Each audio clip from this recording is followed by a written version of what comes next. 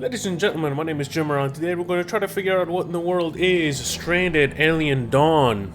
It is brought to you by Hemimore Games. I finally think I can pronounce these guys' studio name right. And they're the same guys that brought Jagged Alliance 3 and a bunch of other city builder games, so they clearly have a few accolades on their backs. This game came out on April 25th, 2023, and it is published by Frontier Foundry.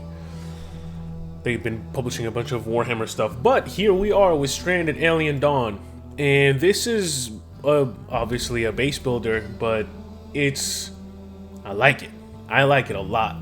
I did not like it the first time I played it, so that's my only advice to somebody that's played this game already and they thought it was garbage or it was too much to get into. Give it another chance. The second time around, when you actually start playing the game and you get into it, it's gonna be amazing. And it has a lot of omittances that really make it a little bit more fun, in my opinion, for me. So, like, for example, you don't have to worry about water, but let's not jump the gun here. As always, we're gonna look at the options. So you have some display options here. Notice how it says full screen. This is not full screen. This game is not full screen. This is borderless windowed when you select full screen. I don't know why they don't have full screen or why they say it is full screen, but it's quite a baffling options. The other option is windowed. There's no actual full screen method, so keep that in mind. You got VSync, you got some frame rate limit stuff, you got some video options here, so I've pretty much pushed it to the max. I got post-processing off on low. Yeah, I think this is an Unreal Engine game, so low means off. But the biggest sin is the fact that they're not separated, so that's kind of annoying. Vignetting is separated though, so that's also off.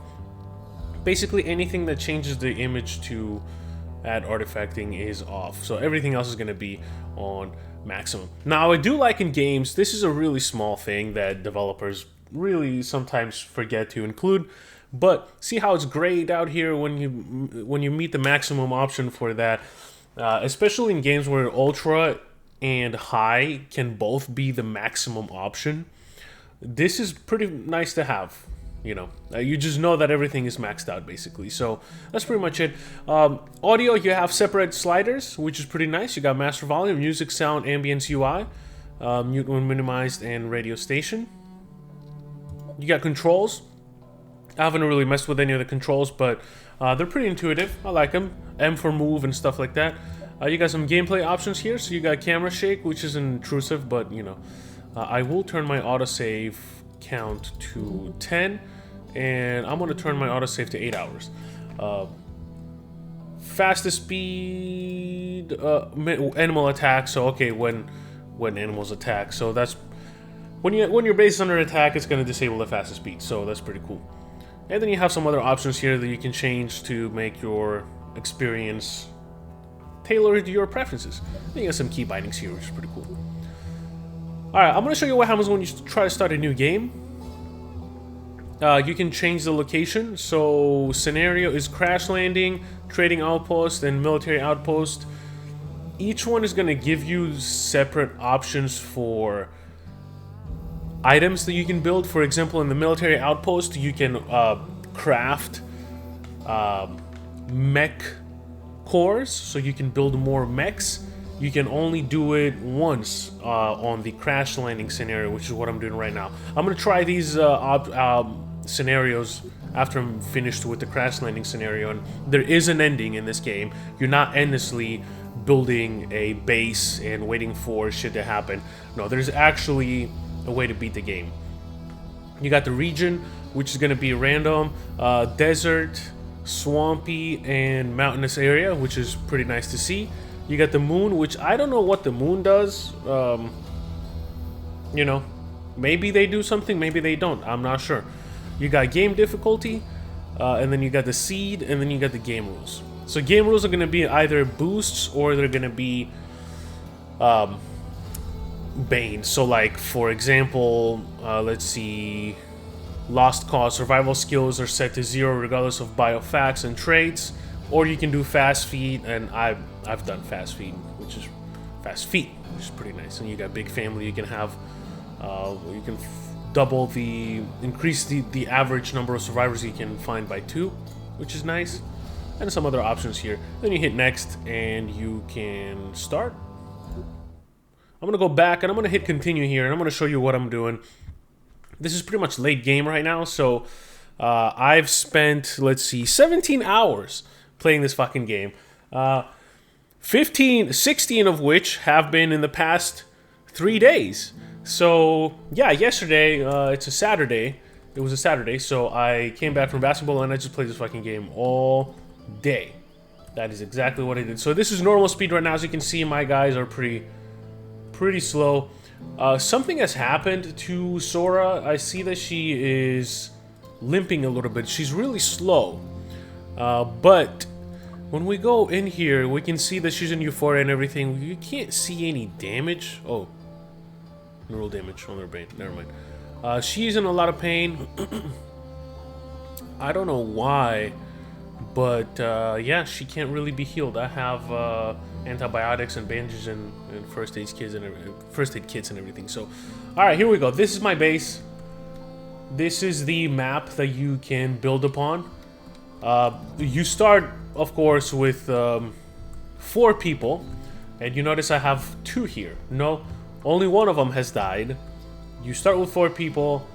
I found 2 more. One of them died because they got ambushed by a bunch of attacking animals here, because when the game decides to spawn animals to attack you, it doesn't really do it in a specific manner. She just appears, and he was scavenging this thing right here, and the animal spawned here was a bunch of these guys, and they just trampled him to death, which is sad because he was my top researcher. His research skill was maxed out, but luckily I had already researched everything. There's so many things for this game to talk about, but it's really hard to pick up from where to start. I'm going to talk about the 2 main things about this game that I actually discovered late game, and I wish I'd known beforehand. So if you click one of your guys and you, let's say, want to do something else, so let's say you want to build this thing, you can right click and then you hit construct. So that will override anything they're doing, and they will go do that task. They're going to go carry over that task. Now, the reason why this is important is because this is an orbital radio. You use this to contact ships that are flying by this planet that you have crash landed on, in order to send you resources or an escape bot for all your people. Ding, ding, ding. There you go. That's how you beat the game. Basically, you help your people escape through the escape pods. Now, I had clicked the contact here when the ship was flying right above me, and I had somebody playing the arcade game, and I'm like, bro, they might be sending an escape bot, and you're here playing the arcade game? What the fuck is going on? Yep, so if I had just clicked on that person and then right-click here and then commanded them to actually contact the ship, they would have contacted the ship. So that's number 1 of the things that you should know about. Number 2, and also very important, is the activities tab right here.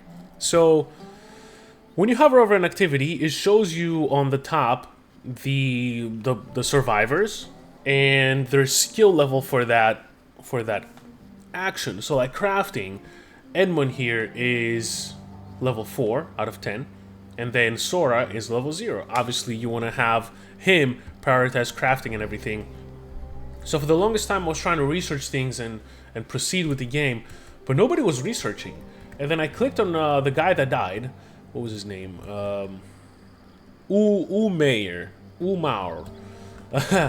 And then I just went on the tasks here, and activities, on research, and I changed it to number 1. And then he kept researching. That was his main focus. That's literally what he did. He woke up, he punched the bag, he shot the target, he ate some food, researched all day, and then went back to sleep. That's it. And that's the fastest way to progress to the game, because this is the research panel. This is everything that I've had to research. All the stuff here, which is nice.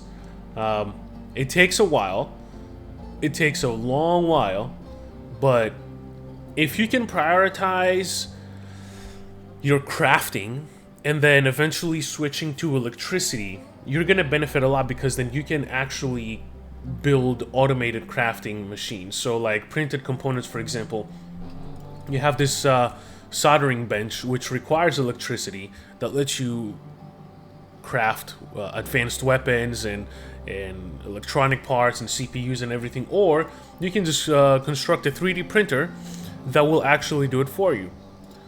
Let's increase. No, we're gonna do that there. We're gonna do that there. They can just do it automatically. Obviously, you can see I've built 4 of them here, but I turned them off in order to conserve some electricity, because at night your solar panels are not working, and you're relying on the wind turbines to actually do most of the work, but they're not always going to be working at full capacity or medium capacity. Sometimes they're going to drop down to like 4 because it's not windy, but you're going to have to make sure that you have enough batteries to last you the whole night.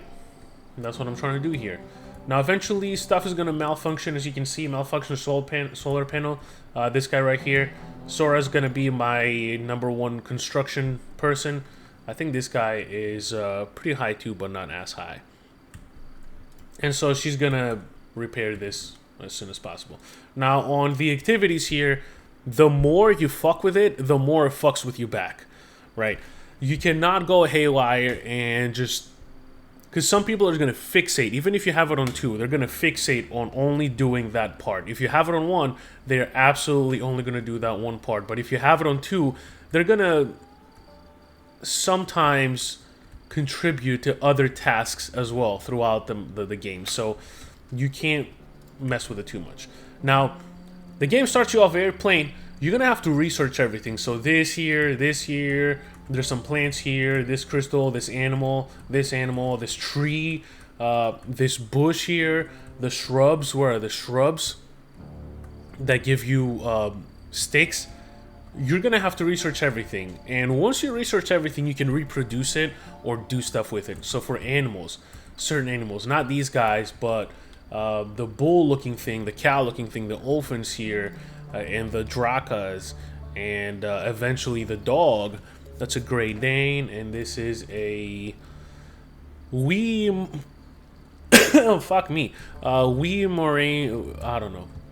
The wiener dog. Animal migration. There we go. It's a bunch of these guys. It's a lot of food there.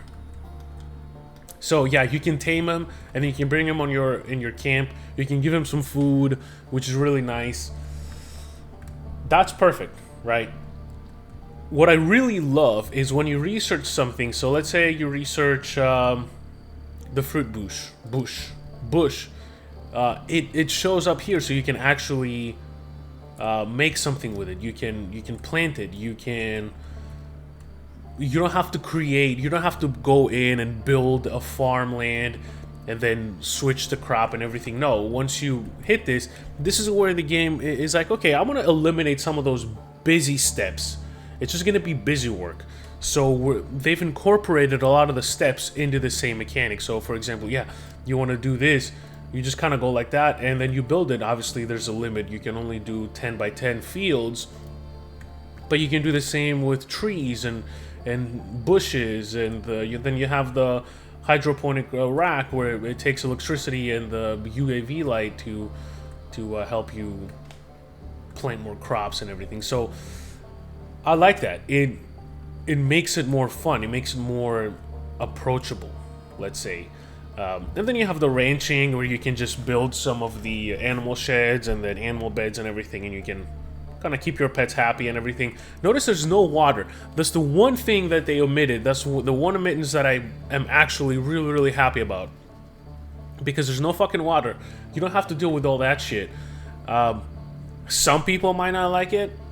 I don't mind it at all. I do not mind at all. It's just one less fucking thing to worry about for your people to consume and produce and everything. So yeah, it adds to the challenge, absolutely. It's not a necessary one though. I can live or die without it. It's fine. It's perfect. You got the storage. I really wish there were large chests. I'm sure there's mods for it. There's gonna be endless mods for this thing. No active task. Oh, I don't have enough resources. Okay. I haven't looked at the mods yet, but if this isn't one of the mods, I would be surprised. But this is nice. It's still pretty good. It works okay, I guess. If you hold shift and scroll the wheel up, it's gonna help you see the rest of the buildings, or you can go up here. You can do multi-story buildings. You can do whatever the fuck you want. It's really easy to build. I'll tell you that right now. It's extremely easy to build. The way you build is you go into housing. You can actually either do a pre-made room from whatever material you want. Obviously, I've unlocked all the material. Carbon is the best. And the way you get carbon is by actually manufacturing through gas, or if you go into one of these things here, there used to be an insect nest. And then once you kill the main thing and you kill the insects, you can actually mine the insect materials and you can get carbon that way. So that's kind of a hack. That's how I built my base with carbon. It's the strongest material you can use in the game. That's how you build. Yeah, but the way you beat the game actually is through expeditions, right? So you can do the expedition here. There's going to be some expeditions that will help you unlock what you need to unlock. And one of them is going to be...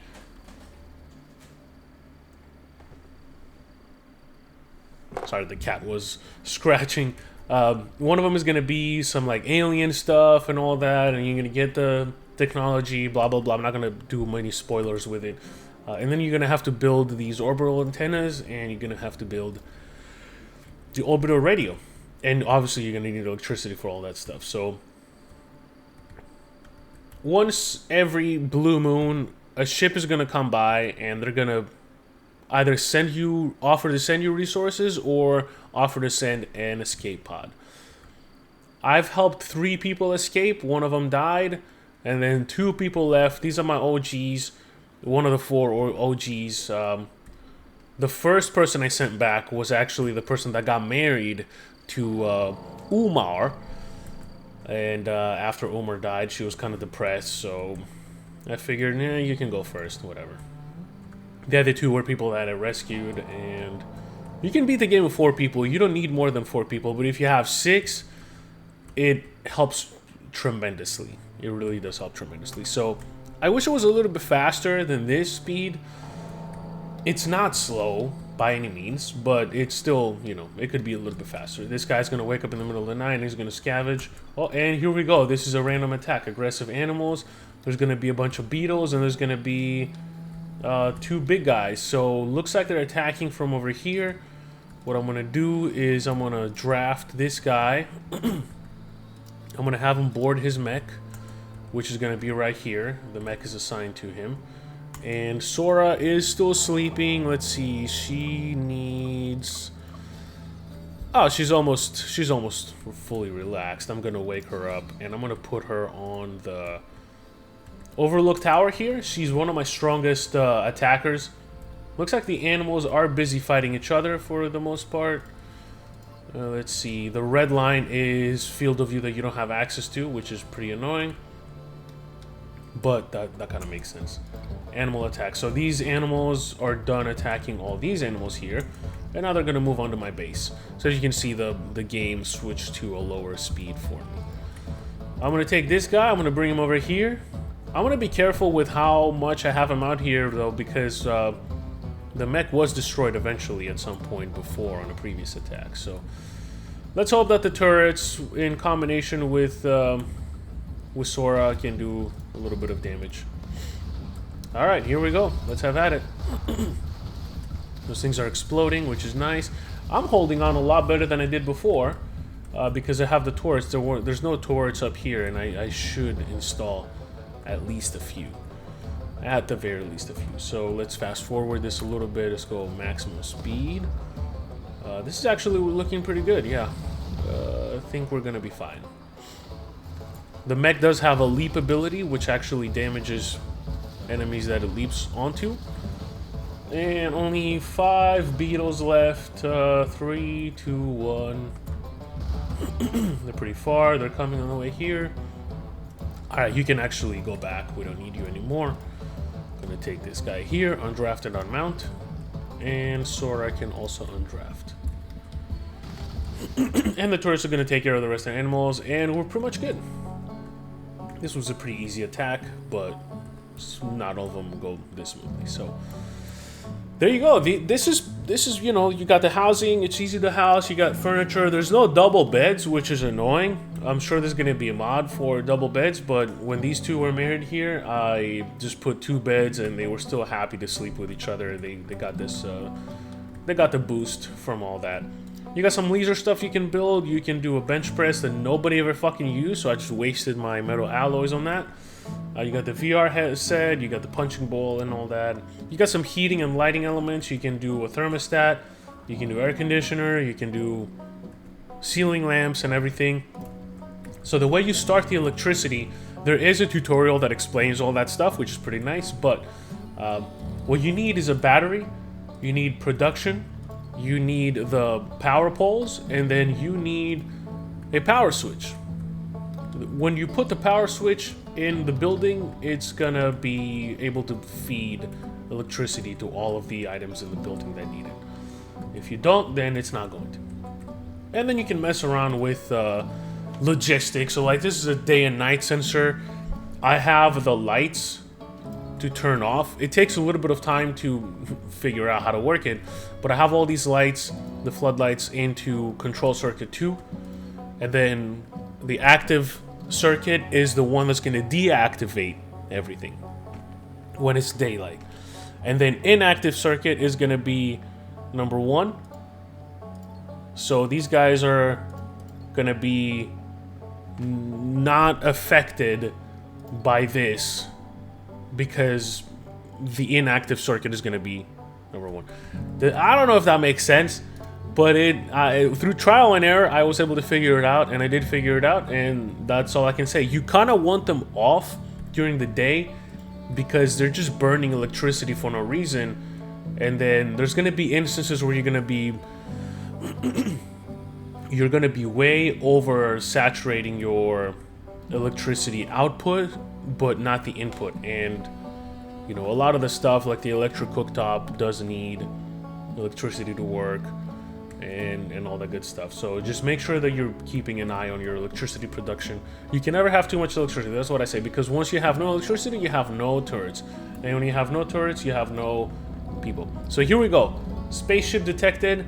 What is she doing? What is he doing? He's scavenging. She's closer.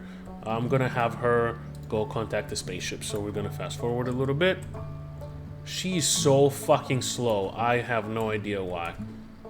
So slow. Come on, Sora. Here we go. What do they want? Antibiotics, ale, emergency rations. I don't need any of this stuff. I don't know if there's a benefit to not having anything sent. I'm gonna have, let's see, emergency rations. Sure, I'm gonna do emergency rations just in case I run out of food. So now this is gonna fall down here. We're gonna pick. This guy is programmed to scavenge. I kind of selected this and I hit scavenge. Let's see if he's gonna.